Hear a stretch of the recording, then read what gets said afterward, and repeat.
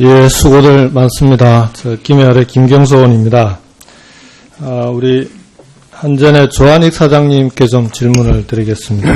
예. 앞에서 다른 의원님들께서도 몇 번 질문을 주셨는데요.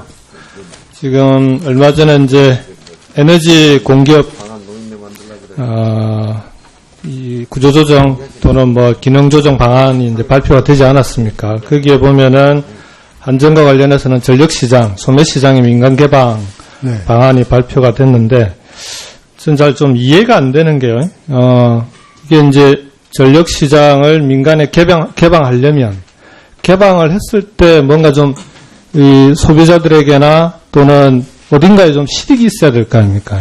근데 지금 산자부에서 얘기하고 있는 민간시장 개방을 이 상태에서 하게 됐을 때, 과연 어떤 실익이 있을까 하는 게 좀 의문입니다. 그런데 따지고는 두 가지 정도일 텐데, 실익이 있게 된다면 경쟁을 효율화하면은 전력 가격이 인하가 돼서 소비자들에게, 국민들에게 이제 기대 편익이 간다든지, 아니면 두 번째는 지금 계속 얘기하고 있는 뭐 방송통신업체들과의 결합을 통해서 다양한 상품 서비스를 제공할 수 있다. 이 두 가지 정도를 얘기하는 것 같은데 맞습니까, 사장님? 예. 뭐, 가격은, 지금 여러 의원님들이 여러 가지 말씀을 해 주셨고, 서비스 면에서는 확실히 더, 근데 이 두 가지가, 지금 판매 시장을 개방했을 때 과연 그런 실익이 실현될 수 있을지에 대해서 좀 따져봐야 될 것 같은데요. 99년도에 처음 전력산업구조 개편 기본계획을 짤 때, 판매 시장은 단계적으로 먼저 배전 분리를 통해서 도매 시장부터 먼저 개방을 하고 그 다음 소매 경쟁을 하도록 그렇게 짜지 않았습니까? 그렇습니다. 두 번째로 2010년 8월 달에 보면은 판매 경쟁의 전제 조건을 몇 가지를 붙여놓습니다. 연료비 연동제를 2011년도에 먼저 실시하고 두 번째로 지금 용도별 요금제로 되어 있는 걸 전압별 요금제로 12년도에 바꾸고 이런 걸 전제 조건을 실시한 사전 여건을 조성한 뒤에 판매 경쟁을 하자 이렇게 하지 않았습니까? 근데 이런 전제 조건도 지금 실현됐습니까? 시연이 안 됐습니다. 연료비 연동제는 제도를 만들어 놓고 시행은 못했습니다. 연료비 연동제만 하더라도 2011년 7월 달에 시행하기로 했다 그 뒤에 계속 유보하다가 2014년에 아예 그 지침에서 빼버리지 않았습니까? 연료비 연동제 항목 자체를. 그러면 지금 현재 여건은 전력시장을 민간에 개방할 수 있는 여건이 전혀 조성되어 있지 않은 거 아닙니까? 정부가 지금까지 계속 얘기해왔던 방침에 비추더라도 그렇게 볼 수 있는 거 아닌가요? 과거에 개방할 때는 이것이 전제가 되었습니다만 이번엔 정부에서 기본 방향을 정한 거니까 좀 더 앞으로. 일단 사전 여건이 애초에 정부가 지금까지 얘기해오던 사전 여건은 조성되어 있지 않다. 이건 맞는 얘기죠. 근데 이번에 조성이 돼서 한다 안 한다를 떠나가지고요. 예.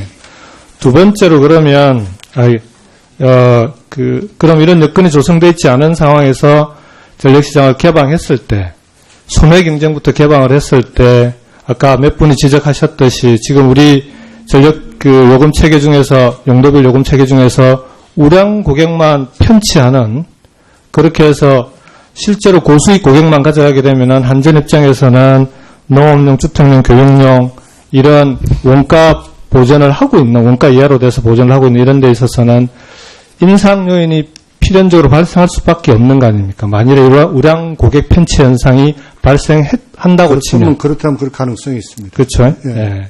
그러면 지금 사전 여건도 조성이 안 돼 있고 그리고 실제로 소매 경쟁이 현실화됐을 때 우량 고객 편취 현상은 어느 나라나 다 현실적으로 나타나는 그러니까 경향이 많은데 그게 현실화되면은 전력 요금은 낮아지는 게 아니라 오히려 올라갈 가능성이 훨씬 높은 거 아닙니까? 그렇다고 본다면은 경쟁을 효율화해서 가격을 인하하자 이건 지금 산자부가 방침을 지금 그 이유로 판매 시장을 개방하겠다는 건 안 맞는 것 같아요. 두 번째로 다양한 상품 서비스 얘기를 하는데요.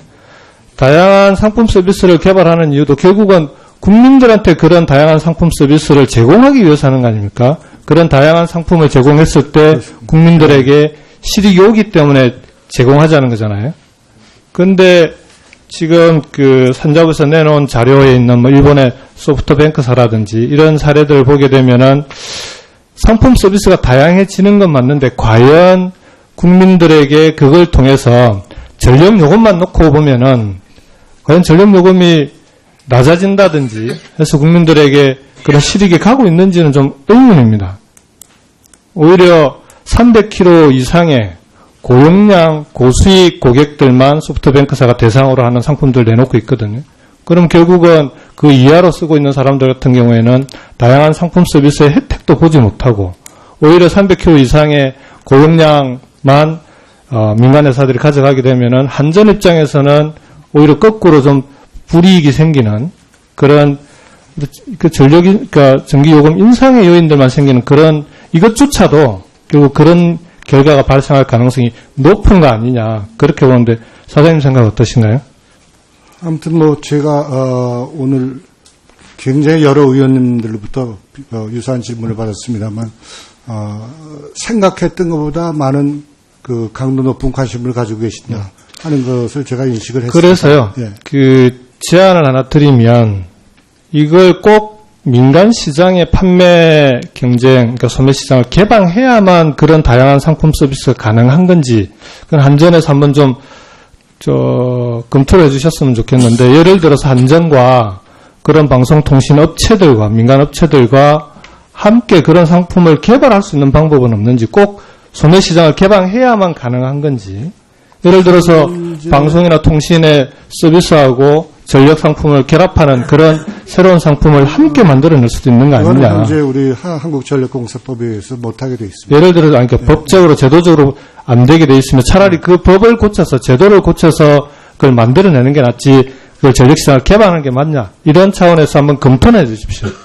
예, 알겠습니다. 반면에 또 이런 점도 있습니다. 사실은 한전이 이로 인해서 더 고객 서비스에 대해 더 관심을 갖고 지금까지는 뭐 당연히 한전 외에는 이것을 공급할 방법이 없다 하는 것보다도 좀 경각심을 갖고 더 열심히 고객 서비스 설비 관리도 더 잘해드리고 하는 그런 점은 분명히 있을 것 같습니다.